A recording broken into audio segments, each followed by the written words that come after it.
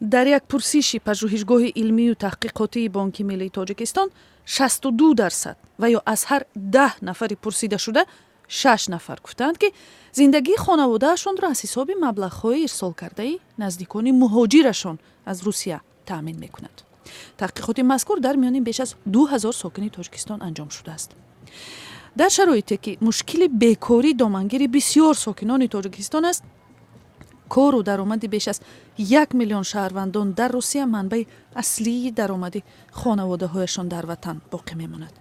муҳаққиқони пажӯҳишгоҳи Бонки Миллӣ инчунин аз ширкатдорони назарсанҷӣ суол карданд ки оё ин пулҳоро бо чӣ ҳадаф сарф мекунанд.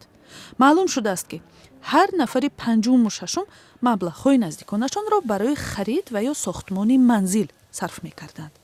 11% бо пулҳои наздиконашон тӯю маърака баргузор мекунанд. боқимондаҳо ва ё дарсади камтар ин пулҳоро барои хариди мошин, пешбурди тиҷорат ва ё хариди ҷавоҳирот сарф мекунанд.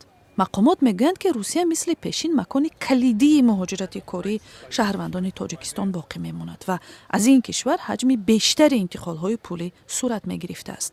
соли 2018 ҳаҷми пулҳои интиқолёфтаи шахсони инфиродӣ $2.5 миллиард ва дар нимсолаи аввали соли 2019 беш аз $1 миллиард ташкил додааст. аксар коршиносон мегӯянд ки ин маблағҳо боз ҳам дар қиёс бо соли 2013 ки $4.5 миллиард ташкил дода буд, 2 баробар камтар будааст.